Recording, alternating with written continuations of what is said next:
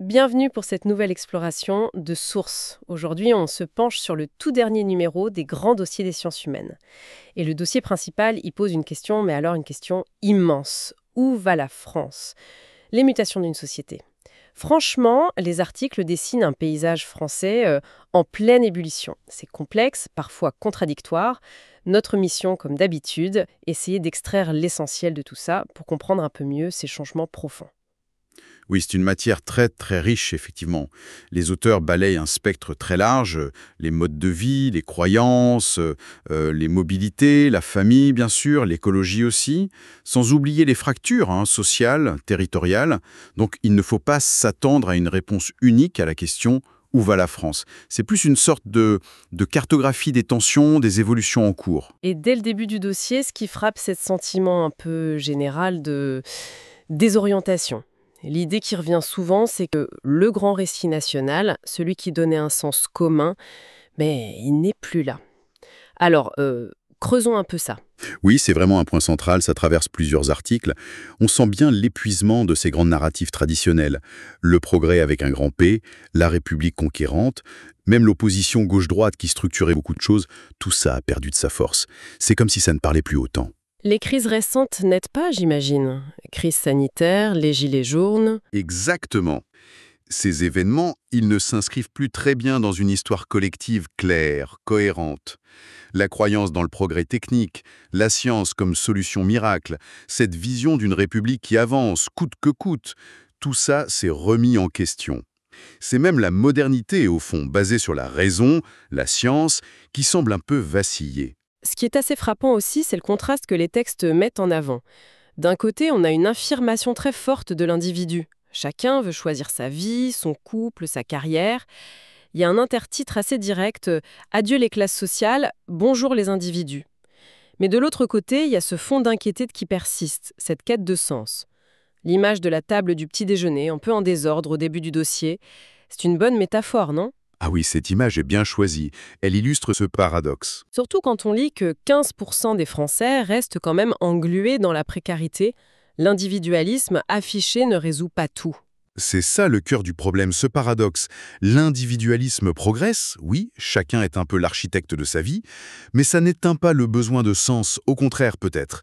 Et cette quête, elle se heurte justement à la perte des anciennes certitudes. La foi dans le progrès économique qui amène le bonheur, ça s'érode. La science elle-même, on voit le chiffre, seulement 53% de confiance en France, moins qu'en Italie ou en Allemagne. C'est bas, oui. C'est assez bas. Ajoutez l'éco-anxiété qui monte, les discours sur l'effondrement qui circulent, face à un optimisme technologique parfois jugé un peu sans jour connecté, et puis le contexte géopolitique très instable. Tout ça, ça nourrit cette perte de repères collectifs, c'est clair. Parlons justement de ces trajectoires individuelles qui montrent bien ces changements. Les sources donnent des exemples forts. On se souvient de ces jeunes diplômés d'AgroParisTech, c'était en 2022, je crois. Oui, oui, ça avait fait du bruit. Ils appelaient à bifurquer, à refuser certaines carrières dans l'agro-industrie pour des voies plus engagées, écolo ou sociales. C'est plus qu'un choix de carrière, ça, non? C'est une rupture avec un modèle. Tout à fait. Même si ces bifurcations restent minoritaires en nombre, elles sont très symptomatiques. Elles montrent une remise en question des modèles de réussite classiques, surtout chez une partie de la jeunesse diplômée.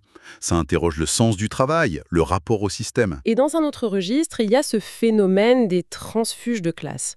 Le mot est devenu plus courant, notamment grâce à la littérature. Annie Ernaux, Édouard Louis. Mise en lumière ces parcours de mobilité sociale ascendante. Des parcours souvent compliqués, douloureux, avec ce sentiment d'être entre deux mondes.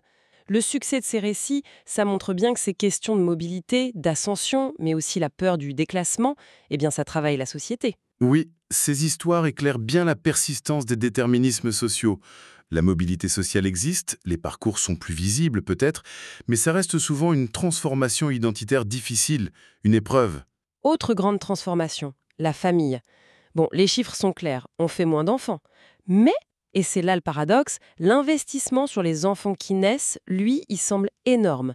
Guillemette Faure parle de néontocratie, l'enfant roi en quelque sorte. Oui, c'est un peu ça. L'enfant au centre du pouvoir familial. Il y a cette anecdote des petits bancs verts dans un square parisien, des bancs miniatures juste pour les enfants. C'est presque un culte de l'enfant. C'est une bonne illustration de ce parenting intensif, surtout dans les classes moyennes et supérieures. Cette course à l'optimisation du développement de l'enfant. Ça peut mettre une pression folle sur les parents, et sur les enfants aussi d'ailleurs. Et en même temps, les structures familiales se diversifient énormément. Famille monoparentale, recomposée. Le droit essaye de suivre, on l'a vu avec l'ouverture de la PMA à toutes les femmes. D'ailleurs, les sources le rappellent bien. L'ouverture de la PMA dans la loi, ça ne veut pas dire que c'est facile pour tout le monde. L'accès réel reste compliqué et souvent cher. Tout à fait. Et ça soulève une question qui revient souvent dans le dossier. Est-ce que l'égalité formelle, celle des lois, se traduit toujours par une égalité réelle, dans le vécu? Souvent, il reste des obstacles sociaux, économiques. Restons dans l'intime. La sexualité. On parle de l'effet #MeToo, bien sûr, comme un moment important pour la parole sur le consentement, les violences. Les jeunes générations semblent aborder ça plus ouvertement, peut-être. On voit apparaître des termes comme sex friend, plan cul régulier. Ça suggère plus de liberté, moins de normes rigides. Alors, l'analyse de la sociologue Florence Maillochon, elle est plus nuancée. Oui, la parole est plus libre, les normes sont moins strictes. Mais de fortes inégalités persistent dans l'accès à l'intimité, dans la façon de vivre sa sexualité. Ça dépend beaucoup de la classe sociale, de l'origine, du lieu de vie, du genre. Donc, plutôt qu'une révolution égalitaire, on voit une adaptation des normes, une diversification. Et cette liberté individuelle, elle peut aussi s'accompagner d'incertitudes, voire de précarité relationnelle. Changeons complètement de génération. Les seniors. Alors là, fini le papy-pantoufle, nous disent les articles. Ils sont plus nombreux, mais surtout beaucoup plus actifs. Ils voyagent, consomment, sont sur Internet, s'engagent. Oui, leur poids démographique et économique est devenu considérable. Ils réinventent la retraite. Et ce qui m'a vraiment surpris, c'est leur préoccupation pour l'environnement. Un sondage montre que 74% des plus de 65 ans s'inquiètent du changement climatique. On imagine souvent l'inverse, non? Oui, les stéréotypes ont la vie dure, mais les réalités changent. La génération du baby-boom arrive à la retraite avec d'autres aspirations. Cela dit, les analyses notent aussi que cette vitalité peut coexister avec une certaine nostalgie. Face à un monde perçu comme incertain, le besoin de sécurité, de repères stables, peut-être un attachement à des valeurs plus traditionnelles, ça semble aussi gagner du terrain, y compris chez les seniors. C'est devenu assez mainstream, ce besoin de sécurité. Et cette perte de repères, on la retrouve aussi dans la façon d'habiter le territoire. La question « où habiter ?» est devenue cruciale. Le vieux clivage Paris-Province, il est complètement dépassé. Ah oui, la géographie française est beaucoup plus complexe aujourd'hui. Le télétravail a joué un peu, la multirésidence aussi. Certaines métropoles régionales sont très attractives, Marseille en est un bon exemple. Mais c'est très contrasté. Des villes moyennes sont en difficulté, certaines campagnes se revitalisent avec de nouveaux arrivants, d'autres continuent de se dépeupler. C'est très fragmenté. Le géographe Martin Vanier parle de métropolisation. Si je comprends bien, c'est pas juste que les grandes villes grossissent, c'est tout un système qui concentre la richesse, l'innovation, mais qui creuse aussi les écarts. C'est exactement ça. La métropolisation est ambivalente. D'un côté, concentration d'emplois qualifiés, d'innovation, de dynamisme. De l'autre, aggravation des inégalités sociales, spatiales, pression sur les logements, les transports, l'environnement. Ça crée du dynamisme, mais ça crée aussi de nouvelles fractures. Quant à l'idée d'un exode urbain massif post-Covid, les chiffres montrent que c'est beaucoup plus nuancé que ça. C'était un peu un fantasme médiatique. Les mouvements sont plus complexes. Prenons Marseille, justement. L'image de la ville a énormément changé. Avant, c'était la ville un peu dangereuse, difficile. Maintenant, c'est devenu attractif, cool, ça attire les cadres, les artistes. Oui, la ville est devenue très tendance. Mais les articles parlent aussi de l'envers du décor. Gentrification, boboisation, les prix qui flambent, les tensions entre les néo-marseillais et les habitants plus anciens, surtout dans les quartiers populaires. Marseille est un cas d'école, vraiment, de ces transformations urbaines. Embellissement, dynamisme, oui, mais aussi risque d'exclusion, perte d'identité populaire. Les sociologues comme Jean-Laurent Casselli analysent très bien ces frictions. C'est un vrai défi de cohabitation. Et il ne faut pas oublier les territoires d'outre-mer. On en parle peu, mais les articles soulignent ce sentiment d'isolement, de solitude ultramarine. Des défis économiques, sociaux énormes, un héritage colonial complexe. Oui, et des situations politiques parfois très tendues comme en Nouvelle-Calédonie. Ça rappelle que la France, c'est pluriel. Exactement. Les enjeux nationaux s'y déclinent de façon très spécifique, souvent plus intense. Même les paysages symboliques changent. On a eu la France des ronds-points avec les gilets jaunes, on voit les stations de ski qui doivent se réinventer à cause du climat, et la campagne avec l'arrivée de néo-paysans, ces gens venus des villes qui lancent des micro-fermes bio, de la permaculture. Tout ça montre une société qui cherche, qui expérimente de nouvelles façons d'habiter, de produire, de vivre ensemble. Face aux grands défis comme le climat, les réponses s'inventent aussi au niveau local. La diversité des modèles agricoles en est un bon exemple. C'est une adaptation en cours. On arrive à une autre grande question du dossier. Que croire, qui croire? Dans ce flot d'informations, vraies, fausses, comment on s'y retrouve?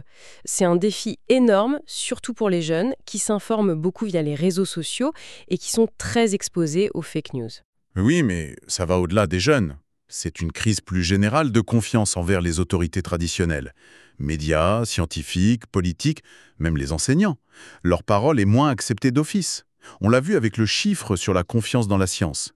Et cette érosion, elle laisse la place à d'autres figures. Les influenceurs, les coachs en tout genre, des leaders d'opinion alternatifs. Certains sont peut-être utiles, mais d'autres diffusent des contre-vérités, des pseudo-remèdes dangereux, des idéologies parfois radicales.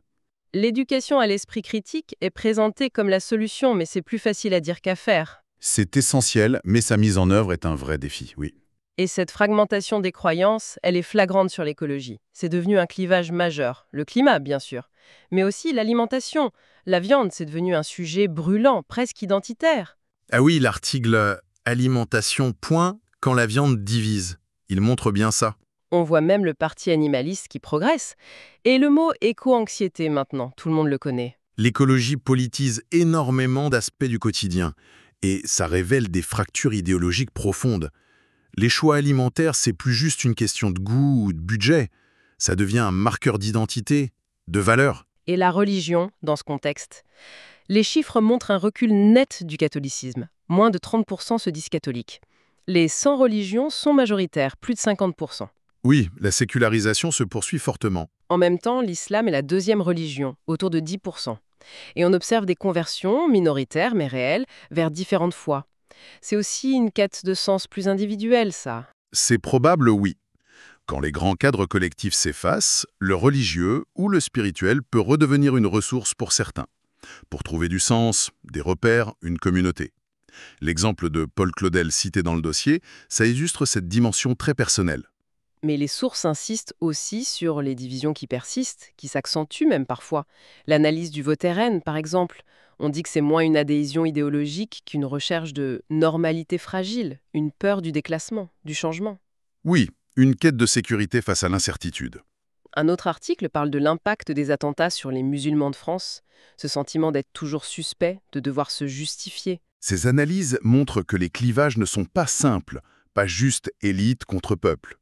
Les tensions sont réelles, documentées. Par exemple, sur l'école, on parle du racisme vécu par certains élèves, mais aussi des mécanismes de ségrégation scolaire, spatiale, qui sapent la promesse d'égalité. Les sources rapportent ces faits, ces vécus, la diversité des parcours des enfants d'immigrés aussi, loin d'une destinée commune unique. Elles soulignent les enjeux systémiques sans forcément prendre parti, mais en mettant les faits sur la table. Même nos soirées séries télé sont touchées. L'article sur les séries, c'est fou. On regarde énormément de séries avec les plateformes, mais de moins en moins les mêmes.